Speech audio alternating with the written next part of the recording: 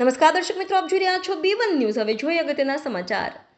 સુરેન્દ્રનગર શહેરમાં મેળાના મેદાનમાં યોજાતા જન્માષ્ટમીના લોકમેળાનો આજરોજ મેળો ખુલ્લો મૂકવામાં આવ્યો। હાલ શ્રાવણ માસનો પવિત્ર માસ ચાલુ છે, ત્યારે રાજ્યમાં વિવિધ જિલ્લામાં જન્માષ્ટમી મેળાનું આયોજન કરવામાં આવ્યું છે। ત્યારે આજરોજ સુરેન્દ્રનગર લોકમેળાનું ઉદ્ઘાટન વડવાળા મંદિરના મહંત શ્રી મુકુંદરાય બાપુના વરદ હસ્તે કરવામાં આવ્યું હતું।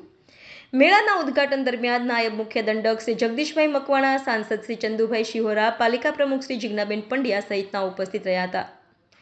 સુરેન્દ્રનગર દુધરેજ વઢવાણ નગરપાલિકા દ્વારા સિનિયર સિટીઝન માટે બાકડાની વ્યવસ્થા, સેલિબ્રિટી ડાયરાની રમઝટ સાથે આજરોજ મેળાને ખુલ્લો મૂકવામાં આવ્યો। રિપોર્ટર જયેશભાઈ મોરી, B1 ન્યૂઝ, સુરેન્દ્રનગર।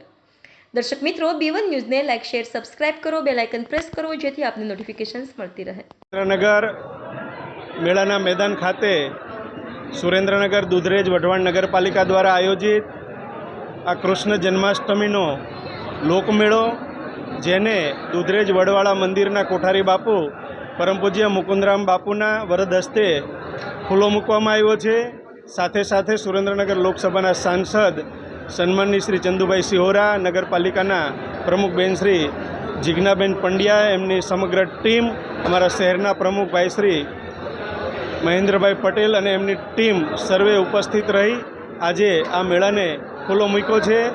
આજે આ નગરપાલિકા દ્વારા બીજા મેળાને ખુલ્લો મૂકવામાં આવ્યો છે। સવારે 10 વાગે વઢવાણનો લોકમેળો અને આજે આ સુરેન્દ્રનગરનો બીજો મેળાના મેદાન ખાતેનો મેળો, અને જેને અમારી નગરપાલિકાની ટીમે પૂજ્ય બાપુના હસ્તે એક નામ અપાયું છે મુરલીધર મેળો।